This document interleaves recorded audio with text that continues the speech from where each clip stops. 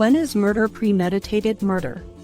CNN reports U.S. Secretary of State Marco Rubio hailed the end of the U.S. Agency for International Development USAID Tuesday as a new analysis found that its demolition could contribute to 14 million deaths in the next 5 years.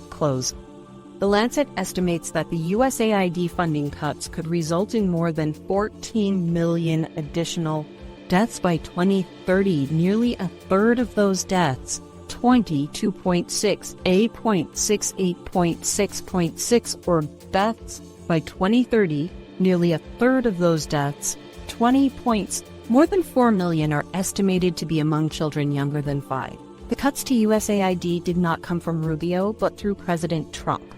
In Elon Musk-backed Doge, they did this in spite of the fact that these programs were set up and funded by the Congress of the United States. They did this without any authority granted to them. It was their decision. They decided to eliminate a program that saved lives. And that would almost immediately cause children to experience the slow, agonizing process of starving to death. Of the 14 million estimated deaths predicted in the next 5 years, the deaths will come from agonizing periods of starvation, illness, and disease. First-degree murder is the most serious type of murder charge, typically characterized by premeditation and intent to kill. Trump and Elon Musk knew ahead of time that this action would kill people.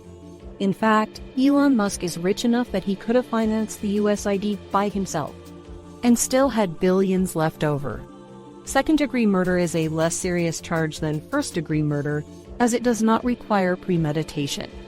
The actions of Trump and Elon Musk were laid out in advance with knowledge of the resulting deaths. Congress could have stopped this widespread murder of children and adults.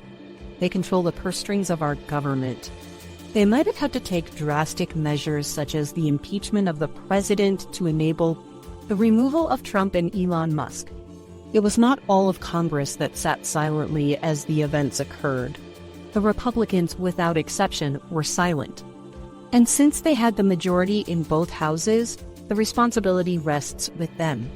On the other hand, Democrats as a whole were against canceling the program, and many spoke out against the actions. The unnerving factor concerning the Republicans is that they claim to be Christians, and many want our schools to have the 10 Commandments posted in our schools. The 6th commandment is, "Thou shalt not tetelel." The immense voting power of the conservative Christians was a major contributing factor in the implied Republican majority in Congress. There is a deafening silence from the conservative Christians concerning the impending deaths of millions of children and adults. If I am aware of a robbery to occur and know that they will use any method, even the murder of innocent children and adults, am I not complicit in the act when I don't notify authorities of the proposed act? Yet the ministers who preach each sermon concerning saving our souls are silent as they support the lack of concern by their elected representatives. The Bible says in Matthew chapter 5, verse 14 through 16, "You are the light of the world. A city set on a hill cannot be hidden. Nor do people light a lamp and put it under a basket, but on a stand, and it gives light to all in the house. In the same way, let your light shine before others, so that they may see your good works, and give glory to your Father who is in heaven."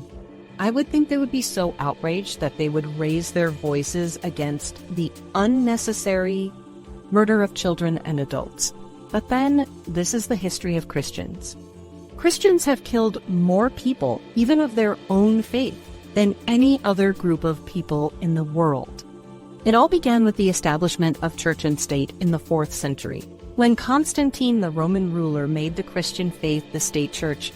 This was just the start of atrocities committed almost always in the coordination of church and state. This opinion is written by Gary Peterson, the author of The Atrocities Committed in the Name of God, available everywhere.